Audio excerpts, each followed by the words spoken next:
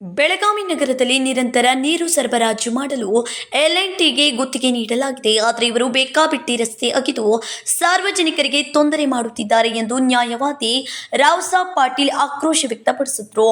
ಮಂಗಳವಾರ ಬೆಳಗಾವಿಯಲ್ಲಿ ಕೆಎಂಎಂ ಸುದ್ದಿಗಾರರೊಂದಿಗೆ ಮಾತನಾಡಿದವರು, ಎಲ್&ಟಿ ಕಂಪನಿಯವರ ನಿರ್ಲಕ್ಷ್ಯದಿಂದ ನಗರದ ರಸ್ತೆಗಳು ಹದಗೆಡುತ್ತಿವೆ. ಪಾಲಿಕೆ ಅಧಿಕಾರಿಗಳು ಅವರ ಮೇಲೆ ಕ್ರಮ ಜರುಗಿಸಬೇಕು.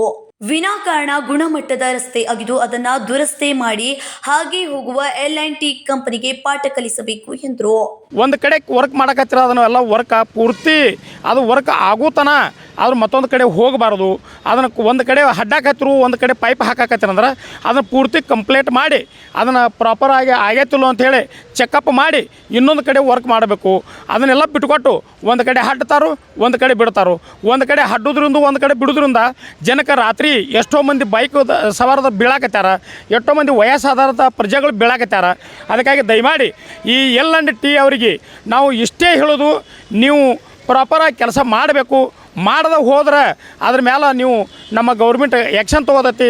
ಮತ್ತು ಇದನ್ನು ಜಿಲ್ಲಾಡಳಿತ ಇದನ್ನು ಸೀರಿಯಸ್ಸಾಗಿ ತೆಗೆದುಕೊಂಡು ಎಲ್&ಟಿ ಅವ್ರ ಕಡೆದ ಪ್ರಾಪರಾಗಿ ಕೆಲಸ ತೆಗೆದುಕೊಳ್ಬೇಕಂತ ಹೇಳಿ ನಾನು ಹೇಳ ಬಯಸ್ತೇನೆ. ನಗರದಲ್ಲಿ ನಿರಂತರ ನೀರು ಸರಬರಾಜು ಆಗುತ್ತಿಲ್ಲ, ಕೂಡಲೇ ಇವರ ಮೇಲೆ ಕ್ರಮ ಜರುಗಿಸಬೇಕೆಂದು ಆಗ್ರಹಿಸಿದ್ದಾರೆ. ಸಂಕಲ್ಪ ಶಿಂದೆ, ಕೆಎಂಎಂ ಕನ್ನಡ ನ್ಯೂಸ್, ಬೆಳಗಾವಿ.